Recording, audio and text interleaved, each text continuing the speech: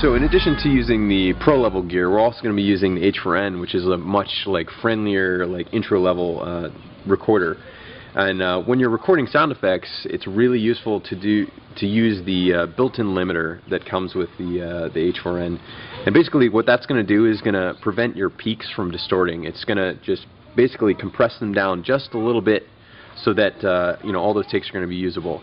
If you're using the H4n to record your dialogue for any of your shorts, you can also use the limiter to prevent screams from clipping and creating that really nasty crackle that happens. In addition to that, there's also a low cut filter, which is extremely useful for recording dialogue because a lot of the times you're not recording something that has a lot of bass to it. And things that can have a lot of bass when you're recording dialogue is the boom pole shaking or moving or any slight wind that is coming through. When you turn the low cut filter on, it can help to eliminate a lot of that stuff and make your dialogue a lot cleaner. We're going to be actually using a different kind of mic setup than you're probably used to seeing. This is called what's called a mid-side microphone setup, and it utilizes two mono microphones, one that's pointing forward and the other that points in two directions in a figure-8 pattern, this way and that way. And the reason why we do this is over a traditional stereo microphone. A traditional stereo microphone can get a wide field of sound, so left and a right, but it's usually not great at capturing things that are directly in front. This allows you to capture directly in front by using this mono mic. Basically acts like a short shotgun, and then a wide field with the figure-8 pattern mono mic. And then you use a special plugin to matrix these things down into a stereo sound that has a much more focused center point while still maintaining a wider image than a regular mono mic. This microphone is actually called a hydrophone. It's called a hydrophone because typically it's actually used to record things underwater. It's waterproof, it's completely sealed, and you may have heard recordings of it watching something like Planet Earth of dolphins or whales, that sort of thing. The other thing that's useful for is as a contact microphone. And this microphone comes with a little adapter which I've taped down to this board. And basically what it's going to do is it's going to record the vibrations of whatever surface that it's attached to. It's very sensitive to low frequency vibrations, which is great when doing body falls, punches, that sort of thing. It really gives you that extra weight that you really want, in addition to what we're going to record with the other microphone, which is sort of the high end, more slappy bits.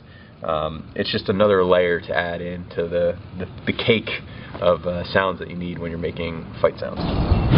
One of the reasons why we're recording so many different impact types is because we want to build up basically a palette of sounds that we can use when we're creating the final punch or kick or slap or whatever it is that we need for our project. It's just like painting or anything else. You really want to just give yourself as much options as possible so that you can design exactly what you need for any given circumstance. What we're doing right now is we're going to be recording the top end elements of a punch. So these are the slappier elements, the skin elements.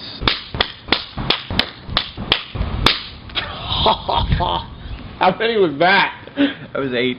Let's switch arms. Make it feel real when you hear a punch in a movie. It's not the bass, it's not the big stuff, it's not the hyper-realistic stuff, this is more the realistic stuff. And it's exactly what you'd think of. It's loose fingers being thrown into a hand, it's loose fingers on your chest, in your gut, on your leg, various different clothing types.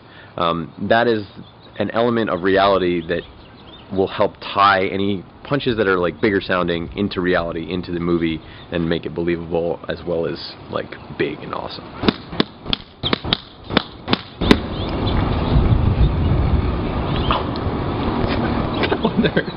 You gotta pay attention to where you're hitting. So like I said before, we're getting a bunch of just a bigger palette of sounds, and metal objects like this crowbar and the lead pipe tend to have different character whether or not you're holding them firmly or not.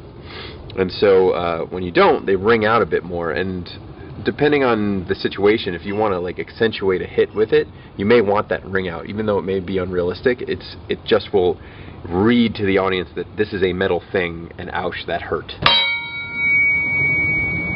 The duller version, which is if you have a clenched fist when you're hitting it, can also be really brutal sounding, but it doesn't read as clearly that it's metal sometimes, depending on like what the music is doing or what the scene is. So again, it's just more options for when we're making the sounds at the end of the day. Awesome. So we've moved on from impacts to whooshes, and we're recording various things here, as you can see. One of which is going to be cloth, and the reason why we're going to record cloth is because that's the most naturalistic thing that you're going to hear when somebody's going to be throwing a punch, right? You're going to hear sort of the expression of their cloth as their arm whooshes or their leg in their pants.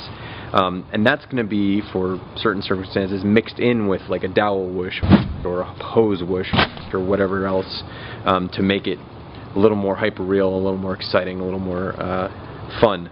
So we're getting, again, a bigger palette of sounds so we can mix and match these different elements to get the exact effect that we're looking for.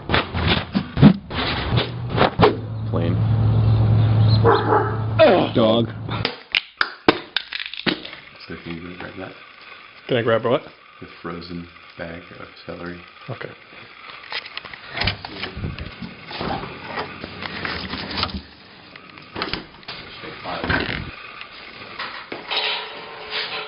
Thanks. Mm-hmm. I froze half of one of the bunches of celery. It's more for variation. It's going to give a different character to the snap. A lot of times celery can be very flexible. Freezing it freezes most of the water content. Celery is mostly water anyway, so it makes it much more brittle as opposed to bending. So it's just a different character. You can do lots of different things when you're trying to get gore sounds to try to change the character of whatever it is. Freezing is a good method. Eris! Eris! Yeah? Made you some popcorn. Thanks, man. You're welcome.